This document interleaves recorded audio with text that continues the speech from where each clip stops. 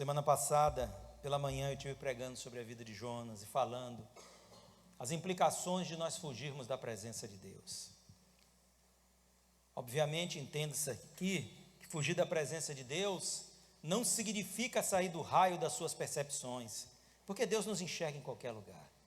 Não adianta nós querermos nos ocultar, nós querermos nos esconder de Deus, porque jamais vamos nos esconder de Deus. Mas pelo livre-arbítrio que Deus nos dá, às vezes, nós temos esta vontade, este desejo translocado de fugir da presença de Deus em relação àquilo que Deus tem para a nossa vida. Então, em vez de nós seguirmos o propósito, o fluxo do propósito, nós estamos vindo de uma mão contrária. Nós estamos remando contra a maré, remando contra a correnteza. E em vez de estarmos sendo levados pelas correntes do Espírito Santo, nós estamos remando contra a vontade de Deus, apoiado nos desejos da nossa carne. E nós estão comentando um pouco daquilo que foram os acontecimentos na vida desse profeta, a partir do momento que ele tomou uma decisão, e uma decisão pode mudar tudo em nossa vida, irmão. Uma decisão fora do propósito, fora da vontade de Deus, pode mudar tudo em nossa vida. E é claro, eu não estou dizendo aqui que você precisa mistificar tudo que você vai fazer, porque tem gente que leva para um outro extremo. Até para você saber a roupa que vai vestir para ir trabalhar, você tem que orar, jejuar, pedir a Deus, durante os 3 dias, Senhor, qual é a roupa da segunda-feira? Não, isso não é necessário. Deus te deu sabedoria, inteligência, capacidade, discernimento. Então, às vezes a pessoa, eu não sou contra você orar e pedir a Deus que ordene toda a sua vida, eu faço isso, mas obviamente, você ora a Deus para Deus te dar um emprego, mas você vai ter que escolher um emprego. Deus vai te dar uma boa profissão, mas você vai ter que escolher a sua profissão. Nós temos que fazer nossas escolhas, não é verdade? Isso cabe a nós. Deus nos deu capacidade suficiente para isso. Mas eu digo que, às vezes, nós reconhecemos o propósito de Deus e fugimos dele. Nós sabemos que a vontade de Deus específica para a nossa vida é essa, e nós estamos procurando distrações e procurando, muitas vezes, caminhos que estão nos distanciando de Deus. Mas qual foi o fim? Qual foi o ponto mais conflitante, o ponto mais difícil aqui, dessa fuga que Jonas empreendeu em relação ao propósito de Deus para a sua vida de ir e evangelizar a cidade de Nínive? Ele, se distanciando do propósito de Deus, rumou para o centro da tempestade.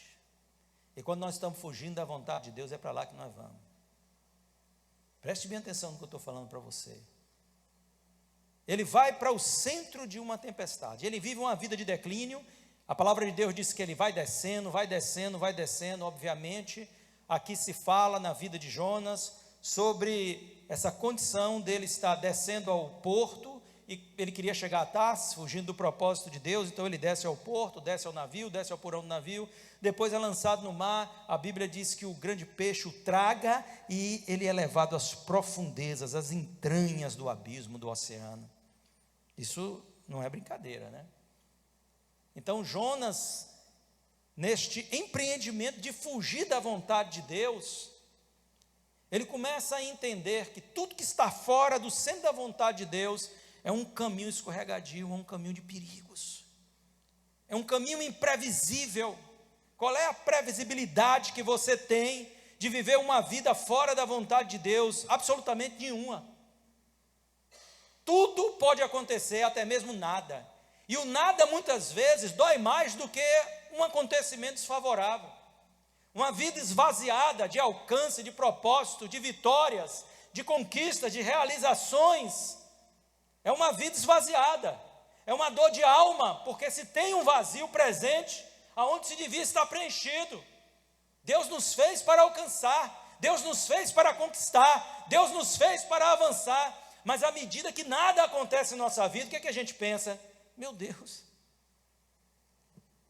isso grita dentro de nós, é terrível. Então Jonas, ele viveu essa realidade dessa fuga, e neste momento que eu quero trazer a vocês aqui, é um momento onde Jonas demonstra uma outra face, tão negativa, e que isso pode às vezes ser parte da nossa realidade. E é por isso que a Bíblia, ela é um livro que nos confronta. Ela não é um livro que existe, né? A palavra de Deus, ela não é uma mensagem para amaciar o nosso ego. Ela não é uma mensagem para dizer o quanto nós somos fofinhos e bonitinhos. Não. Ela é confrontativa. E a necessidade desse confronto é nos reorientar e nos colocar sempre no caminho do Senhor. Ou, se possível, nos manter sempre firmes na jornada, sem nós nos desviarmos nem para a direita e nem para a esquerda. Sabe, um dos grandes temores que eu sempre tive em minha vida é me tornar um cristão rasteiro, um cristão escasso. Porque eu vejo pessoas que elas são dotadas de capacitações, às vezes, tão maravilhosas da parte de Deus, um potencial tão grande. Eu vejo jovens cheios de potencial, eu vejo homens e mulheres inteligentes, capazes, com dons, com talentos, vejo pessoas que poderiam estar alçando voos em Cristo, muito superior aos que estão, mas eu os vejo sempre com tristeza no meu coração, porque não obstante a realidade de suas capacitações, existe uma outra realidade que lhes toca, que é a realidade deles não viverem na dimensão da grandeza do chamado de Deus para a vida deles. Eles estão sempre lá atrás. Na minha vida espiritual, eu passei por muitos que vieram antes de mim e que poderiam estar muito à minha frente, mas eu os contemplei primeiro adiante de mim e depois atrás de mim. E por que isso?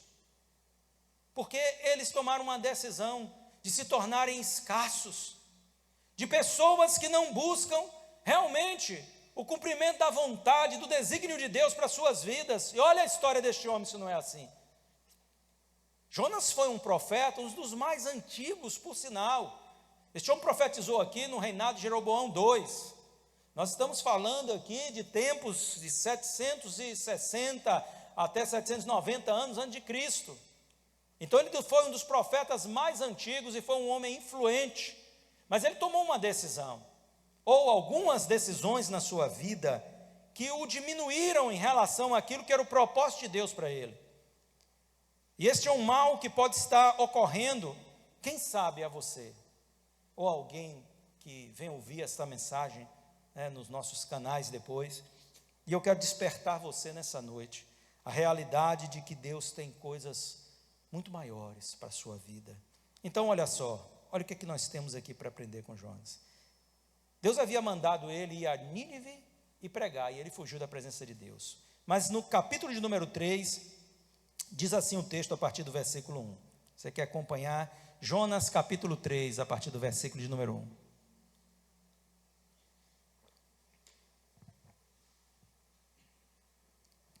A palavra do Senhor veio a Jonas pela segunda vez, dizendo: eu já aprendo que Deus é Deus de oportunidade. Não perca a oportunidade. O que é que Deus faz aqui? Deus dá uma segunda oportunidade a Jonas. Tá? Levanta-se, vá à grande cidade de Nínive e pregue contra ela a mensagem que eu lhe darei.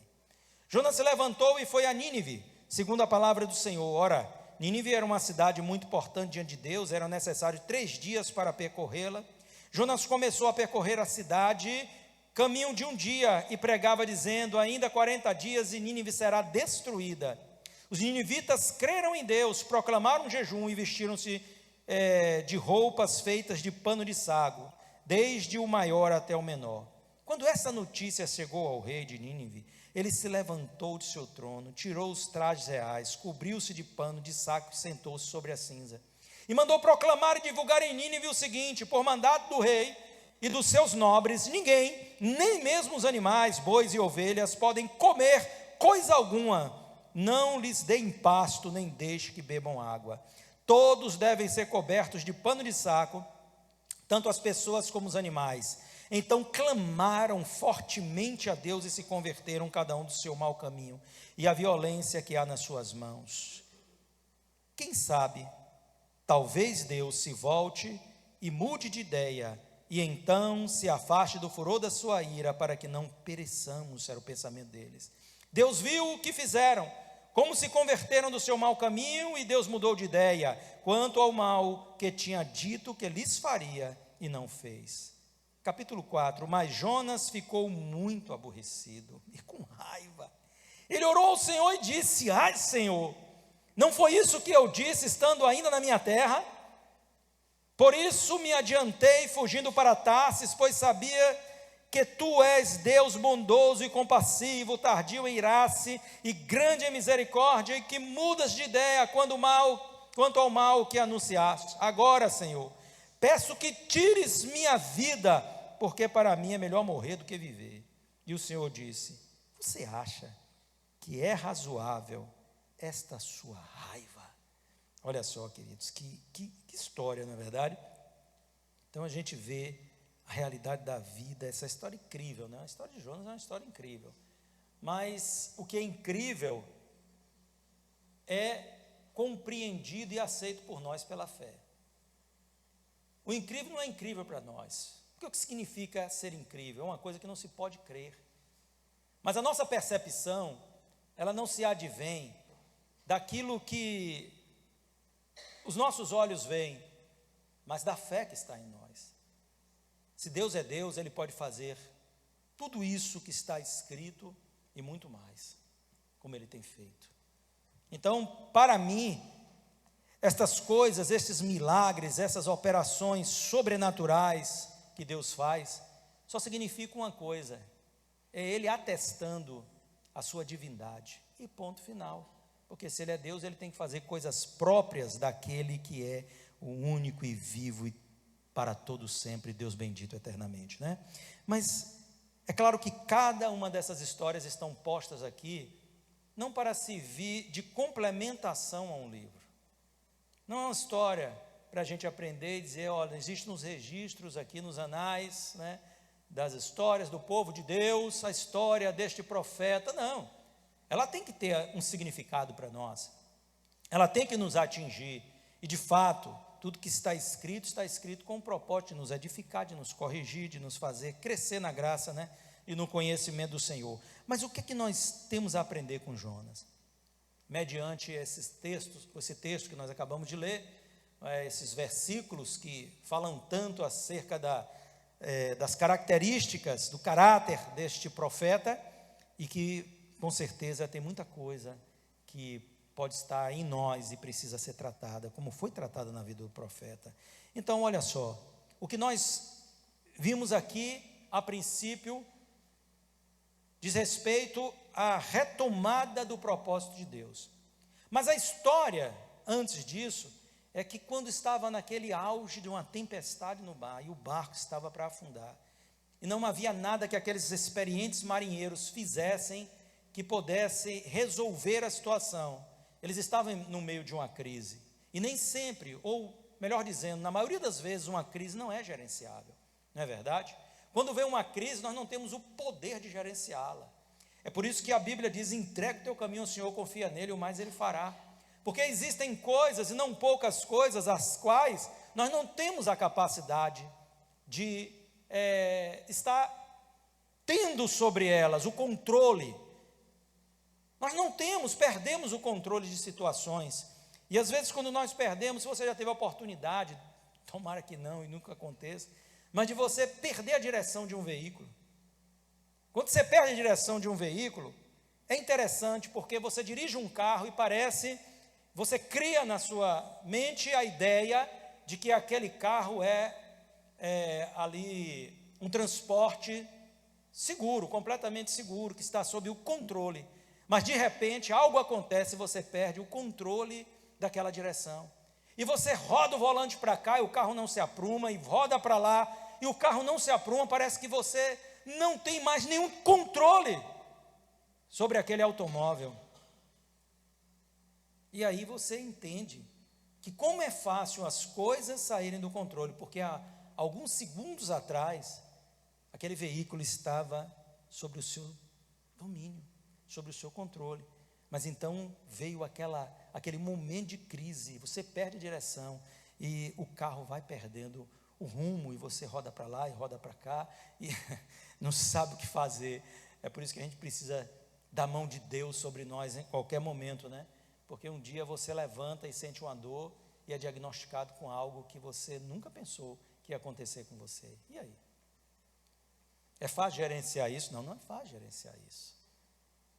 É necessário que o controle destas coisas esteja na mão de Deus. Mas ali não estava na mão de Deus. O que é que eles fizeram? Por fim, eles pegaram Jonas, que era o agente causador daquele problema por ter fugido. Porque assim, gente, quando a gente está sendo trabalhado, sabe, espremido por Deus, não se coloque no meio dessa história, deixa Deus agir.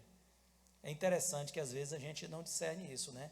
Então o irmão às vezes está passando por um processo, mas é Deus que está fazendo, é Deus que está atuando na vida dele ali, e a gente então quer interferir, porque a gente sabe, tem horas que parece que a nossa misericórdia suplanta muito a misericórdia de Deus, né? Então, e muitas vezes mais, aí a gente tem que dizer assim, não, mas eu preciso, peraí irmão, vamos lá, né? Primeira coisa de saber é o seguinte, isso é um propósito de Deus, ou é uma aprovação, ou é um ataque de Satanás, não é?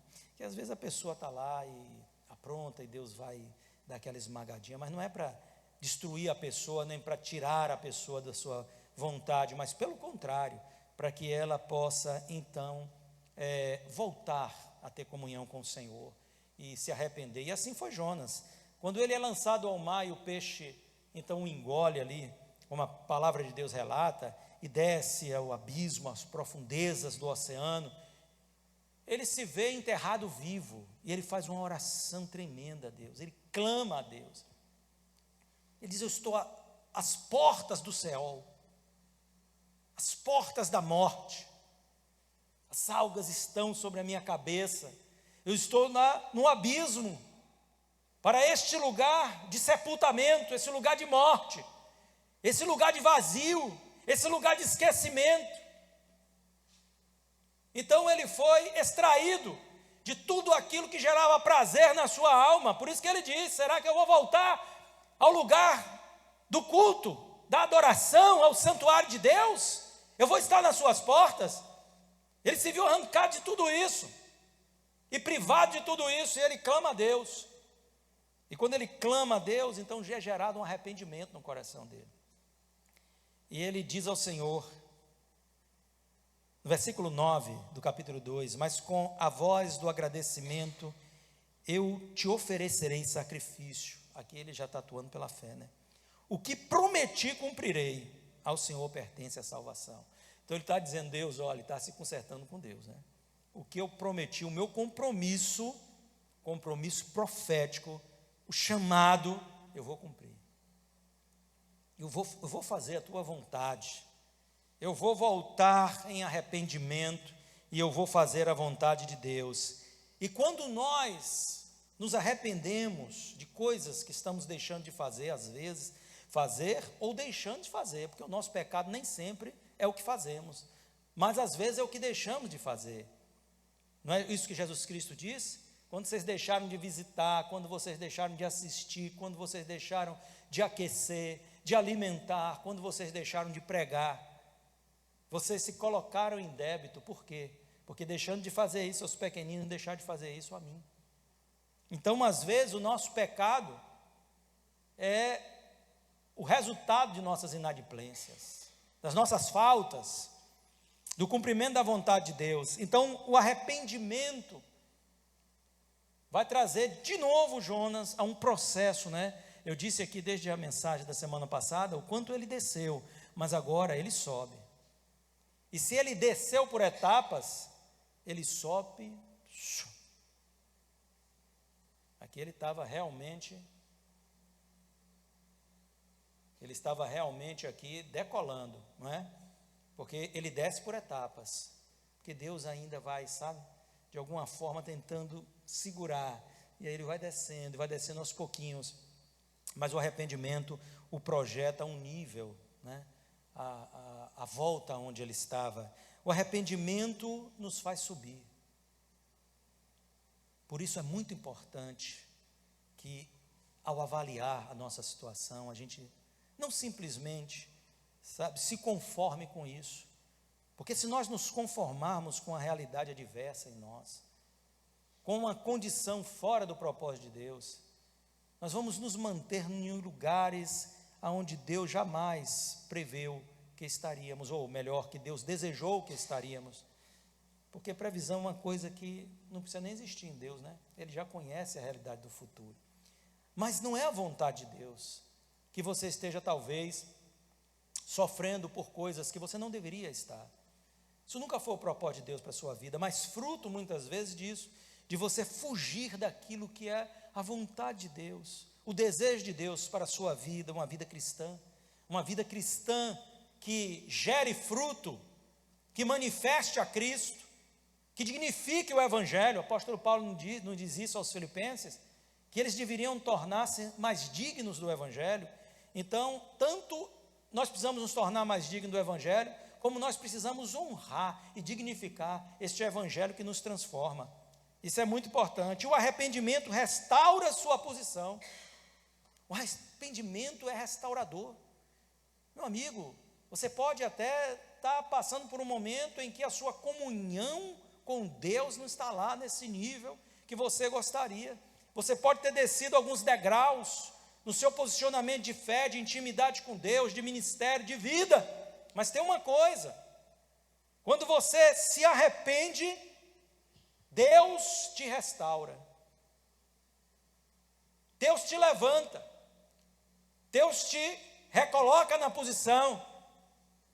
Agora tem um detalhe: o arrependimento restaura a nossa posição, mas ele não exclui a nossa responsabilidade, nem aquilo que é a vontade de Deus para a nossa vida. Nossa missão ainda continua de pé. E é por isso que nós lemos lá, que pela segunda vez, o profeta está restaurado? Tá. Então Deus vai a ele e diz: vai e prega a minha palavra. Nada mudou. Porque em Deus existe uma firmeza. Então nada muda no propósito. Muda em nós, mas não no propósito de Deus.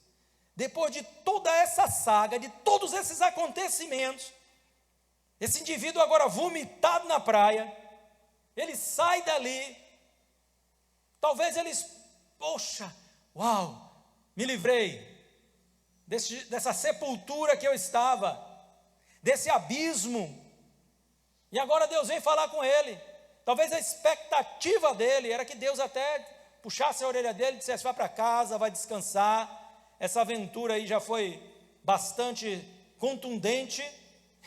E Deus não muda nada. Deus volta e a sua voz vai ao coração do profeta e ele repete aquilo que foi originalmente a sua ordem ao seu servo: vai pregar a palavra, vai pregar a palavra. Eu quero dizer uma coisa para você: essa vocação não diz respeito só a Jonas. Aqui nós estamos na especificidade do texto. Nós estamos falando, direcionando-nos à vida do profeta. Mas eu quero dizer que existe uma responsabilidade que te toca. E não adianta que você acha que você pode fugir da sua responsabilidade, fugir da vontade de Deus, dizer: isso não é comigo, isso aí é para, sei lá, é para o irmão da direita, é para aquele irmão mais que ora, ou para isso ou para aquilo. Mas Deus está dizendo: você é o instrumento que eu vou usar. E todas as vezes que você parar para ouvir a voz do Senhor, Ele vai te trazer à memória isso. Vai e faz a minha vontade, vai e frutifica, vai e influencia vidas. Você é um agente influenciador, você é um agente de transformação, você é um agente de milagres, você é um agente de bênção na vida dos outros. Deus não mudou. Então você pode fazer os arrodeios da vida que você quiser, mas Ele vai continuar falando estas mesmas coisas a nós. Os seus propósitos são imutáveis. E aqui Ele está trazendo esta realidade através dessa história que fala ao nosso coração. Você se arrependeu, eu te dei uma segunda oportunidade, mas a tua missão continua de pé. A tua missão continua de pé, Jonas.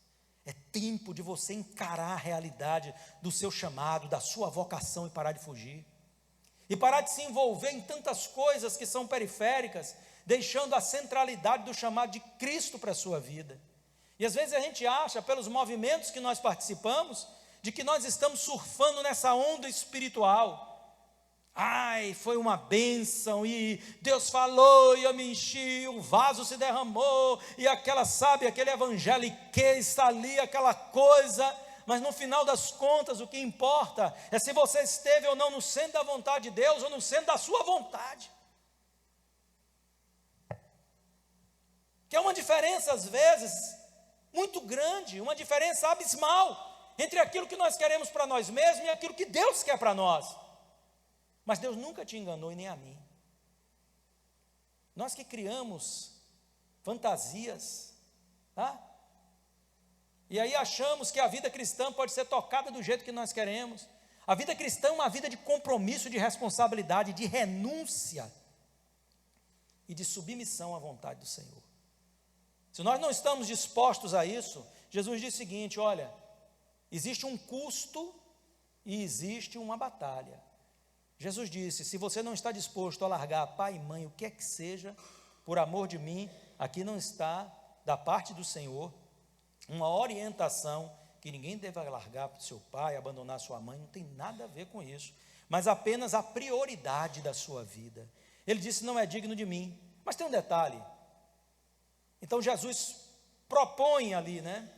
Ele traz essa mensagem de uma forma metafórica, que ele diz assim: quem é um homem que para construir uma torre não senta e primeiro faz as contas? Eu quero dizer, o quanto te custa a tua fé? Será que Jonas, no dia que foi vocacionado ao ministério profético, ele pensou nisso? O quanto a tua fé te custa? O quanto a tua vida com Cristo te custa? Porque nós temos sido ensinados, eu digo nós, não me colocando mais assim, nem a você diretamente, mas nós somos representados pelos nossos irmãos. Então tem se ensinado por aí afora que não existe custo na tua vida espiritual. Não existe custo. É só vitória. Você não já ouviu essa frase, não? É só vitória. Aonde, meu camarada? O apóstolo Paulo diz que é uma honra, o apóstolo Pedro fala, é uma honra sofrer pelo evangelho, sofrer perseguições, sofrer afrontas muitas vezes, sofrer levantes do inimigo. Então existe um custo. Jesus diz: faz as contas, para ver se você pode concluir o que você pretende fazer. E depois ele diz: e quem é aquele que ao ir à guerra com quem tem o dobro da sua força, não tem que parar primeiro e pensar, vai dar certo? Nós vamos conseguir vencer? Então ele está dizendo, existe uma batalha árdua que você vai enfrentar. Qual é o preço da tua fé? Não é um preço pequeno. Qual é o preço da tua vocação? Não é um preço pequeno. E Jonas, ele foi tomando consciência disso. Não é como você quer, cara. O Senhor te chama para algo e você diz: eu que não vou fazer isso. Quem quiser, Deus quiser que chame outro, eu é que não vou fazer isso. Sabe como é desafiador? Às vezes Deus diz assim, ó, uma pessoa te fere e Deus fala com você, vai nessa, sabe, nessa briga entre vocês aí, você é uma pessoa que eu conto, vai lá e pede perdão a ela. Você diz: meu Deus do céu, está vendo que eu não vou fazer isso? É assim ou não é? Me lembro de uma missionária, a irmã Neide, era de um ministério missionário da cidade do Rio de Janeiro, esteve hospedada conosco quando a gente morava no interior, anos até na casa de minha mãe, na verdade, e eles ficavam lá nesse grupo, acho, não sei, eu esqueci agora o nome, mas eles percorriam, né, as capitais aqui do Nordeste, evangelizando, pregando nas igrejas, e era um grupo de mulheres, homens também, que vinham, pessoas muito consagradas, e ela contando o seu testemunho, né, a filha dela, com 14 anos de idade, esta menina, salvo engano, 14 ou 13 anos, mas eu creio que foi 14 anos de idade, essa menina foi violentada de tal forma que seus órgãos internos saíram para fora. Esse estuprador foi preso pela polícia, a menina ficou internada durante dias, foi preso pela polícia, ela soube, né, claro, acompanhou o caso. Ela disse que um dia Deus disse para ela: vá à penitenciária, perdoe ele e pregue a palavra a ele. Ela disse que ela nunca, se Deus pedisse para ela cortar um braço, uma mão, seria mais fácil. Mas ela foi. Ela foi lá. Ela perdoou aquele homem. Ela orou por aquele homem. Pregou a palavra àquele homem. E o homem se converteu. Então Deus sabe que não seria pequeno o grau da nossa renúncia. Quando nós olhamos a história de Jonas, nós temos que compreender os porquês de tanto ódio no coração de Jonas. Porque os ninivitas, que eram assírios, eram inimigos, os dos mais ferrenhos de Israel. Eram homens extremamente cruéis. Eles pegavam seus inimigos, eles arrancavam a pele do corpo. Eles pegavam os seus inimigos e eles enfiavam estacas nos seus inimigos. Fazia aquele terrível empalamento, né? Eles eram terríveis, esses assírios. E eles fizeram muito mal a Israel. Então havia uma aversão no coração de Jonas.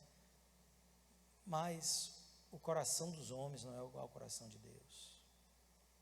E nós não somos chamados para viver uma realidade determinada por um sentimento humano. Apenas isso. Nós somos humanos. Não estou aqui negando a nossa humanidade. Mas eu estou dizendo a você que Deus quer levar-nos a um nível mais alto, de misericórdia, de compaixão, de graça, segundo o coração dele. Se ele teve capacidade de nos perdoar, ele também espera que nós tenhamos a capacidade de perdoar os que nos ofendem, os que nos magoam, os que se levantam contra nós, mesmo com grandes ofensas. Agora, às vezes, a gente tem dificuldade de perdoar alguém que disse isso acerca da gente. Fica difícil, não é verdade? Quanto mais as grandes coisas, mas eu quero dar uma boa notícia a você. Não é pela força, não é pela violência, não é pelo seu poder ou capacidade, mas pelo Espírito de Deus. Então a primeira coisa aí foi o arrependimento de Jonas, mas a segunda é a obediência. É a segunda lição que ele nos dá, porque a nossa obediência nos conecta e às vezes nos reconecta ao propósito de Deus. Se nós estamos dispostos a servir, Deus vai nos tirar da periferia dos acontecimentos e Ele vai nos colocar no lugar central. Ele vai colocar, aqui não é um lugar central, não significa dizer ser um lugar de pódio, de destaque. Destaque virá, porque você vai ser percebido no mundo espiritual, tenha certeza disso. Mas o Senhor nos traz a esta posição. Então, uma vez que Ele disse, eu cumprirei os meus votos, farei a vontade de Deus. Aquilo que Deus requereu de mim, eu agora entregarei. Vou fazer aquilo que Deus quer. Então, Deus vem a ele para falar ao seu coração e dizer, vá à cidade de Nínive e pregue a palavra. Vá à cidade de Nínive e evangelize essa grande cidade. A palavra de Deus diz que lá haviam 120 mil pessoas que não sabiam discernir entre a mão direita e a esquerda. Alguns creem que isso traz assim um entendimento de que ele estava falando aqui só de crianças, por dizer que essas pessoas não discerniam entre a mão direita e a esquerda. De certa forma era para o seu tempo uma grande cidade, uma capital, uma grande cidade. E ele vai àquele lugar, e ele está em obediência a Deus. Então, quando nós desejamos obedecer a Deus, nós entramos no fluir do Espírito do Senhor. Isso é surfar sobre as ondas do Espírito, irmão.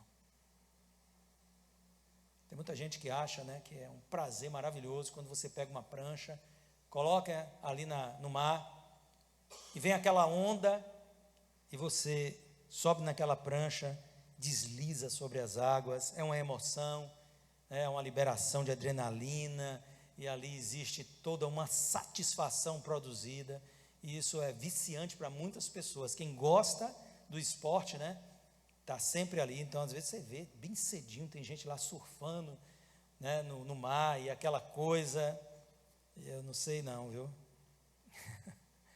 Às vezes uma exposição, eu vejo às vezes essa turma surfando em mares tão perigosos como ali na Austrália, né, e aqueles surfistas ali, e algumas cenas que aparecem nessa geográfica, né? Daí que tem nos Netflix, nas TVs fechadas, canais fechados, né? National Geographic, né? O nome do canal. E ali, esses dias eu estava vendo 2 tubarões atacaram o surfista e a onda chegou e ele foi, e os tubarões se chocaram. Incrível, uma filmagem incrível que um helicóptero pegou embaixo.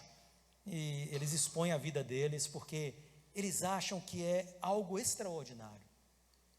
Mas algo muito mais extraordinário é você estar sobre as ondas do Espírito Santo. É você estar no fluir do Espírito Santo. E quando você vê que as coisas estão segundo o propósito de Deus acontecendo, então você sente um prazer, uma realização tão profunda. E Jonas, ele se coloca aqui para estar no fluir do Espírito Santo de Deus, né? O Espírito que usava naquele tempo, não habitava em ninguém, mas usava aquelas pessoas, ungia, capacitava aquelas pessoas. Agora, às vezes, fazer a vontade de Deus não implica viver a plenitude dessa vontade. Porque Jonas, apesar de fazer a vontade de Deus, ele não teve satisfação nem prazer nenhum nisso. Olha que coisa, hein, rapaz? Que coisa. Enquanto isso acontece com pessoas na casa de Deus, vem à igreja sem prazer, louvam sem prazer, vão à célula sem prazer, se envolvem em ministérios sem prazer, para cumprir tabela, para dar satisfação, porque se sentem assim, de certa forma acuados, porque precisam dar uma satisfação a Deus, precisam dar satisfação aos homens. Mas o que acontece é que Deus está olhando o coração das pessoas, e não o exterior, não as atitudes. Porque muitas vezes, queridos, nós fazemos coisas apenas para impressionar alguém, mas não fazemos porque temos uma intenção verdadeira. Jonas vai a Nínive, sua mensagem revoluciona aquela cidade, sua mensagem transforma aquela cidade. Esse cara, ele tinha uma capacidade evangelizadora tremenda. Ele prega em Nínive e ele impacta a cidade. Até o rei foi impactado com aquela mensagem e trouxe um decreto e disse: olha, eu decidi aqui com os nobres que ninguém vai comer, todo mundo vai se humilhar diante desse Deus. Vistam roupas de saco, isso é uma atitude de humilhação naquela época, e se privem de todo o alimento, e até os animais também. Todo mundo vai se privar dos alimentos. Quem sabe ele vai se arrepender daquilo que quer designar sobre nós e nos poupar. Então olha que mensagem. Essa é a mensagem que nós temos. É a mensagem que Jesus nos confiou. É a mensagem transformadora. É a mensagem que revoluciona vidas, que revoluciona corações. Agora imagine você, se Jonas, ele não traz essa mensagem a Nínive. A esperança de um povo está na boca dos seus profetas. Não se iludam, irmãos. A esperança dessa nação não está em quem vai se eleger. É importante nós atentarmos a isso. Porque muitas vezes, quando pessoas ímpias estão no comando de uma nação, elas transtornam uma nação. Então nós precisamos ter foco nisso. Mas nós não podemos depositar as nossas expectativas e a nossa confiança nas pessoas, porque elas são falhas e são limitadas. Então será que a esperança do Brasil está no próximo presidente? A esperança do Brasil está nos próximos legisladores?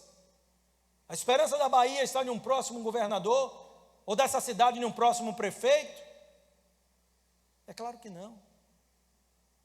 A esperança de um povo está na palavra de Deus, e a palavra de Deus está na boca do seu povo, dos seus profetas. É o que pode mudar a realidade das vidas, é o que pode transformar realidades. Há um poder muito grande nas nossas palavras, quando nós as proferimos em fé, e obviamente, este conteúdo bíblico, há um poder transformador, há um poder regenerador, há um poder que faz a diferença.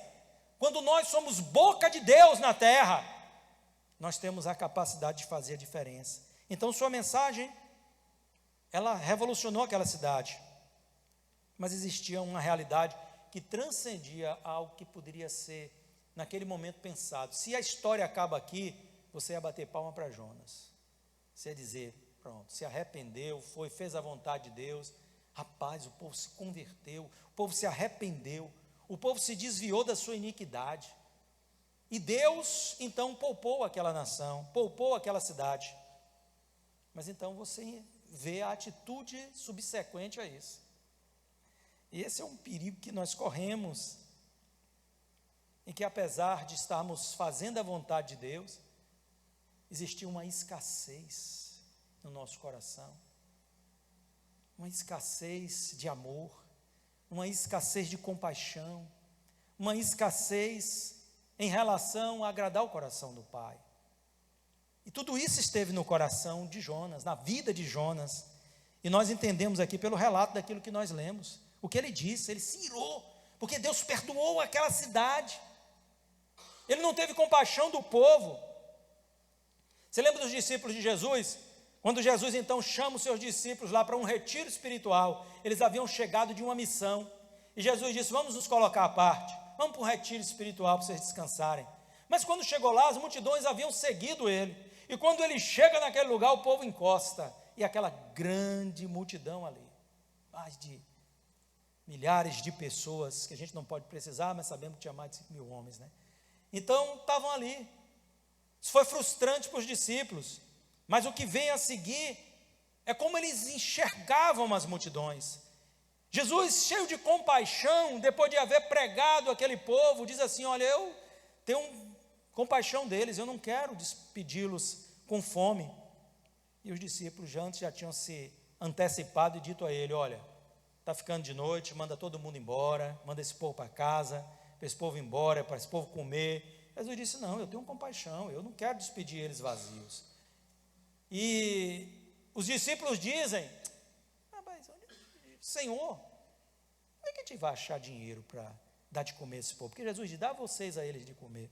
E eles disseram, onde é que a gente vai achar dinheiro? Se nem que a gente tivesse dinheiro, onde é que a gente ia achar pão nessas cidades próximas para alimentar toda essa gente?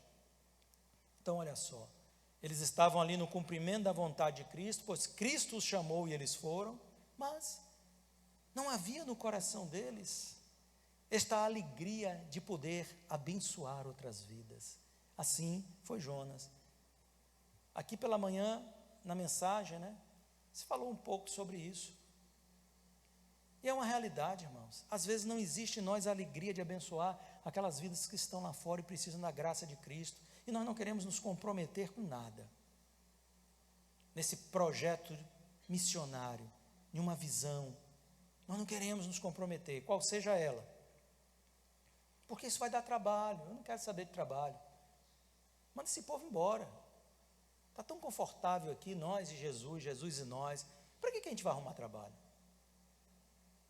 Então, mesmo cumprindo a vontade de Deus, nosso coração pode estar escasso para com as pessoas.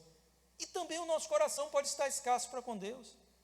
Esse texto de Apocalipse, capítulo 2, sobre a igreja de Éfeso, ele é tão revelador, irmãos. Ele é tão revelador. No capítulo 2, versículo de 1 a 5, o Senhor Jesus diz ao anjo da igreja em Éfeso, escreva. Ele manda que João escrevesse, né? Essas coisas diz aquele que conserva na mão direita as 7 estrelas e que anda no meio dos 7 candelabros de ouro. Conheço as obras que você realiza. 7 estrelas são os 7 líderes dessas 7 igrejas da Ásia Menor, e os candelabros são as próprias igrejas, né? Sei que você não pode suportar os maus, e que pôs à prova os que declaram apóstolos e não são, e descobriu que são mentirosos. Você tem perseverança, e suportou provas por causa do meu nome, sem esmorecer. Tenho, porém, contra você o seguinte: você abandonou o seu primeiro amor. Lembre-se, pois, de onde você caiu, arrependa-se e volte à prática das primeiras obras. Se você não se arrepender, virei até você e tirarei o seu candelabro do lugar dele. Então, tirar a luz da igreja. Para você pensar nisso. Quando nós lemos esse texto, se nós subtraíssemos esse versículo de número 4, você olhar para essa igreja e você dizer, isso é uma igreja que eu quero participar. É uma igreja operosa, uma igreja que tem um ativismo, uma igreja de realizações, uma igreja que tem até uma postura doutrinária firme. E aí você diz, isso está tudo de bom. Às vezes a gente passa na porta de uma igreja, ou vê através de um canal de YouTube, e diz, rapaz, como a coisa está pegando fogo ali. Mas será que isso traduz, é indicativo de aceitação de Deus? Muitas vezes não. Muitas vezes não. Por quê? Porque ali não se vê um verdadeiro e primeiro amor. Ou seja, um amor prioritário. Não se vê. E é exatamente o que Deus espera ver em nós. O que o Senhor espera ver em nós. E nós estamos escassos em relação a isso. Jonas não foi ali para que o povo fosse abençoado. Ele foi ali para resolver o seu problema com Deus. A cobrança de Deus na sua vida. Eu vou, prego, mas tem uma coisa. Eu não estou nem aí para esse povo. Eu não quero saber se eles vão viver ou se eles vão morrer. Se Deus vai destruir, se não vai destruir. Eu não quero saber. Esse povo não merece isso. Você sabe que nós somos julgadores dessas causas, né? Alguém faz um mal ali e diz, esse cara tem que morrer. Não é? Uma pessoa dessa só matando. Uma pessoa dessa, não vou dizer, não tem jeito não. Isso é um mal incontido. Isso é um endemoniado. E às vezes pode até estar. Mas isso não significa dizer que Deus não ama e que Deus não desafiou a mim e a você a ter compaixão dele. Essa é a grande questão. Essa é a grande questão. Então nós não podemos eleger quem nós achamos que deva ser salvo ou quem não deva ser salvo. Jesus disse a Nicodemos, rapaz, o vento sopra onde quer. Não é aonde o pastor Marcos quer. Não é aonde a Igreja Batista da Paz quer. O vento é independente. Ele está falando do Espírito Santo. Às vezes o vento sopra nos lugares mais imprevisíveis. O vento sopra nos prostíbulos. É ou não é? Sopra. Bota uma palavra de Deus lá dentro. Trabalhou conosco na casa de minha mãe durante muitos anos. Uma mulher que foi alcançada pela Boa Semente, que era um grupo evangelizador da igreja, lá dentro de um prostíbulo. A turma bateu na porta, uma tarde de evangelização, evangelizou aquelas pessoas que estavam lá. E ela foi resgatada para Cristo. Foi tocada, convidaram para ir para a igreja. Um dia até que eu estava pregando lá na igreja. Isso tem muito tempo. Era pastor, não era nada, estava lá pregando. E aí ela foi à frente. Atendeu o apelo. Saiu daquela vida, mas tinha um problema. E agora? O que é essa mulher, né? Como é que vai? Onde é que vai morar? Não tinha nada. Então minha mãe foi e levou ela para morar lá, trabalhar lá. E se tornou uma pessoa tão próxima de nós, uma mulher que serviu a Deus, que se tornou uma pessoa que esteve ali com minha mãe em momentos difíceis, quando meu pai morreu e tudo. Então olha só, o vento sopra onde você acha que ele vai soprar? Não, o Espírito é livre, irmãos. Por isso que a Bíblia diz, joga a tua semente pela manhã e pela tarde, não retira a tua mão, tu não sabe qual vai prosperar, é só aquela. Não faça distinção de solos, de terrenos onde você vai semear. Semeie no coração de todos, porque muitas vezes você vai ser surpreendido com a obra de Deus em lugares que você não esperava. E Jonas foi surpreendido. Mas de certa forma ele tinha na sua consciência, né, de que Deus era misericordioso. E foi isso que ele falou com o Senhor. Então, às vezes o problema de uma célula é que ela está acontecendo. Ela está acontecendo para dar satisfação a Deus, satisfação ao povo. Mas ela é escassa em amar as pessoas, em ter compaixão das pessoas. Então, isso se torna um peso. A religiosidade é um peso, às vezes, sustentável, porque nós fazemos as coisas porque são regras pesadas a nós. Mas a verdadeira fé é um fardo leve, fácil de se levar, embora debaixo de muitas lutas, né? Mas é prazeroso. Então esta questão, essa escassez, pode ser o problema de uma igreja, pode ser o problema de um ministério, pode ser o problema de um ministério de louvor, de um ministério de coreografia, de um ministério qualquer dentro da igreja, de criança, de jovem, não importa, pode ser um problema. Porque se faz as coisas para dar uma satisfação, mas não se faz porque existe a verdadeira motivação do amor. E o apóstolo Paulo, quando ele fala sobre os dons do Espírito, os dons sobrenaturais, ele conclui dizendo assim: agora eu vou passar a ensinar a vocês um caminho melhor, um dom maior.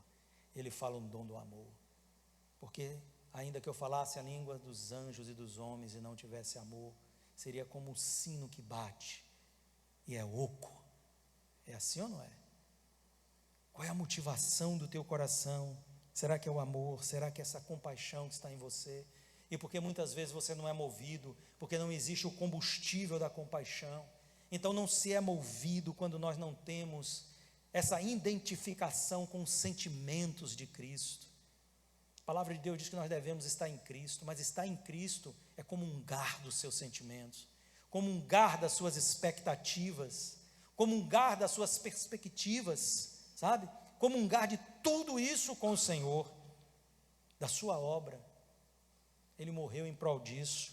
Você acha que isso é insignificante para ele? Não, é a coisa mais relevante. Porque ele morreu por causa disso. Ele doou-se por causa disso. Ele sofreu por causa disso. E nós estamos tornando aquilo que é sublime insignificante, à medida em que isso não é relevante para nós. Então este é o problema de muitos.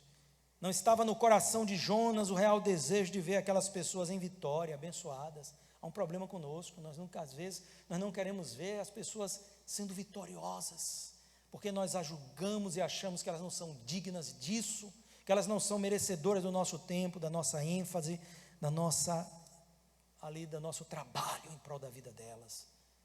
Muda essa forma de pensar, muda, porque quando você valoriza uma vida, você valoriza o autor da vida. Quando você valoriza uma alma, você valoriza a obra daquele que morreu para salvar aquela alma. Então a gente tem que mudar a nossa forma de pensar e não viver de forma escassa. A pregação levou alguns, talvez, ao arrependimento. No caso de Jonas, levou uma cidade ao arrependimento. Mas olha, ele não se alegrou com o arrependimento e a conversão dessas pessoas. Deus operou ali um milagre, Deus perdoou o pecado daquele povo, mas ele não glorificou a Deus, porque ele não estava movido pela abundância de Cristo no seu coração. Não que ele conhecesse ou pertencesse à era cristã, mas eu falo de Cristo, me reportando a sua pessoa como um Deus, que já existia por toda a eternidade. Então ele não comungava desse sentimento divino, e ele podia odiar o resultado da boa colheita de Deus, não ter prazer nisso. Olha quanta escassez no coração de um profeta, que não glorifica a Deus pela salvação de uma cidade, que não se alegra pelo arrependimento de milhares de pessoas. Uau! Que coisa terrível, hein? E aí Deus traz um exemplo e tenta demonstrar a ele.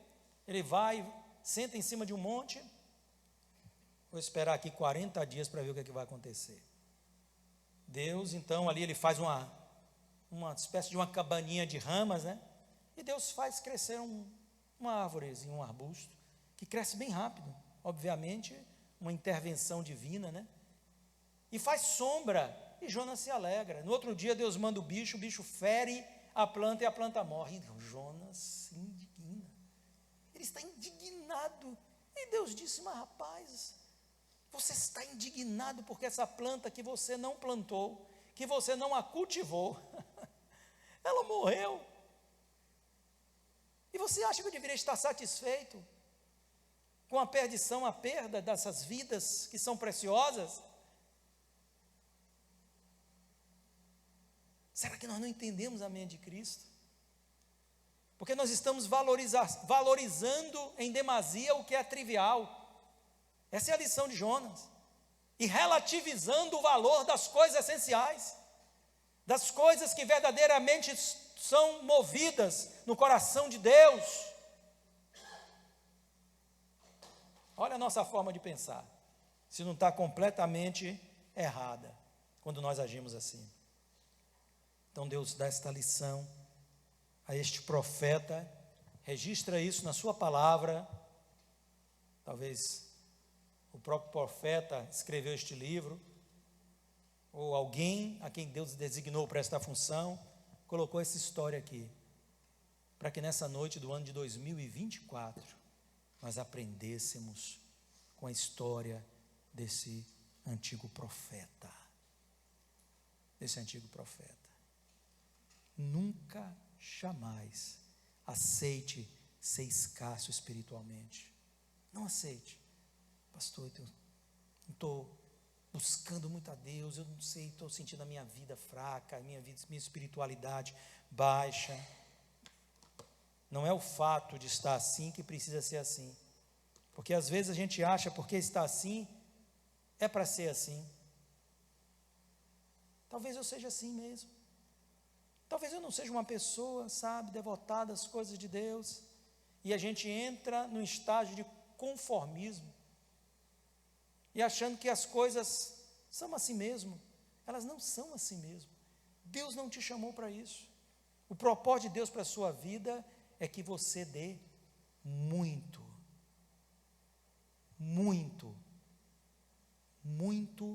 fruto. Diga isso a quem está do seu lado aí, vai.